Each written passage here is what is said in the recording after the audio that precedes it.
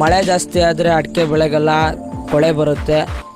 ಈ ಕೊಳೆ ಆಗೋದ್ರಿಂದ ಈ ಅಡಿಕೆ ಬೆಳೆಗಾರರಿಗೆಲ್ಲ ಸಣ್ಣ ಪ್ರಮಾಣದಲ್ಲಿ ಲಾಸ್ ಆಗುತ್ತೆ. ಹಾಗಾದರೆ ಈ ಕೊಳೆ ಬರ್ತಾ ಇದ್ದಾಗ ಹೇಗೆ ಮದ್ದು ಹೊಡಿಬೇಕು ಅಂತ ನೋಡೋಣ ಬನ್ನಿ. ಫಸ್ಟು ಒಂದು ಡ್ರಮ್ಮಲ್ಲಿ ನೀರು ತುಂಬಿಡ್ಕೋಬೇಕು. ನೀರು ತುಂಬಿಕೊಂಡು ಅದಕ್ಕೆ ಸುಣ್ಣ ಹಾಕಬೇಕು, ಸುಣ್ಣದ ಪುಡಿನ. ಆಮೇಲೆ ತುತ್ತ ಅಂತ ಸಿಗುತ್ತೆ, ಆ ತುತ್ತದ ಪುಡಿನೂ ಸಿಗುತ್ತೆ, ಹರಳು ಟೈಪ್ ಇರೋದು ಸಿಗುತ್ತೆ. ಅದನ್ನು ಪುಡಿ ತಂದರೂ ಅಡ್ಡಿಲ್ಲ. ಇದು ಮತ್ತು ರಾಳ ಅಂತ ಬರುತ್ತೆ, ಅದನ್ನು ಹಾಕ್ತಾರೆ. ಮಳೆ ಹೋಯ್ದರೂ ಔಷಧಿ ತೊಳೆದು ಹೋಗ್ಬಾರ್ದು ಅಂತ. ಇದನ್ನು ಫುಲ್ಲು ಮಿಕ್ಸ್ ಮಾಡೋಣ ಒಂದು ಕೋಲಲ್ಲಿ.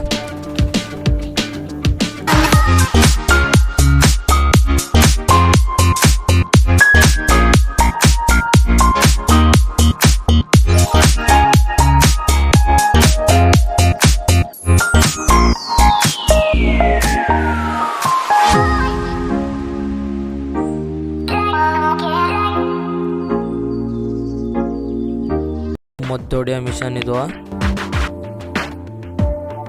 ಇದನ್ನ ಈ ಥರ ಪುಷ್ ಮಾಡೋದ್ರೆ ಒಳಗೆ ಹಿತ್ತಾಳೆ ಕಾಣತ್ತಲ್ಲ, ಅದರಲ್ಲಿ ಏರ್ ಸ್ಟಾಕ್ ಆಗಿ ಫೋರ್ಸಲ್ಲಿ ಔಷಧಿ ಹೋಗುತ್ತೆ.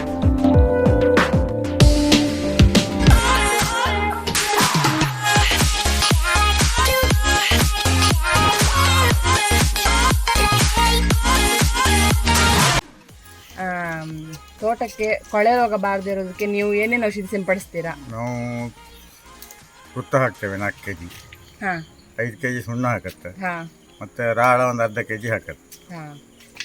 ಮತ್ತೆ ಎಷ್ಟೆಷ್ಟು ಹಾಕ್ತಾರೆ? ಎಷ್ಟೆಷ್ಟು ಪ್ರಮಾಣದಲ್ಲಿ? 4 kg ಸುಣ್ಣ ಅಂತ ಹೇಳಿದ್ರೆ, ತುತ್ತ ಅಂತ ಹೇಳಿದ್ರೆ 5 kg ಸುಣ್ಣ ಹಾಕ್ಬೇಕು.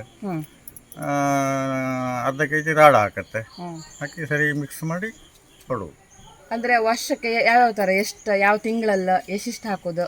ವರ್ಷಕ್ಕೆ ಮಳೆಗಾಲದಲ್ಲಿ 3 ತಿಂಗಳಿಗೆ ಒಂದ್ಸಲ ಹಾಕಬೇಕಾಗತ್ತೆ. 3 ತಿಂಗಳು, ಒಂದು ತಿಂಗಳಿಗೆ ಒಂದ್ಸಲ, 3 ತಿಂಗಳಿಗೆ ಒಂದ್ಸಲ.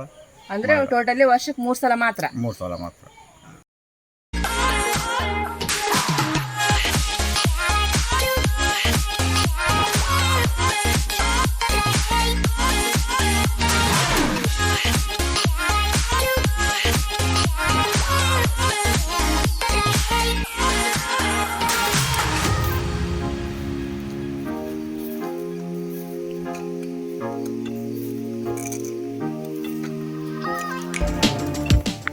ನೋಡಿದ್ರಲ್ಲ ಫ್ರೆಂಡ್ಸ್, ಅಡಿಕೆ ಕೊನೆಗೆ ಔಷಧಿ ಯಾವ ರೀತಿ ಹೊಡೆಯೋದು ಅಂತ.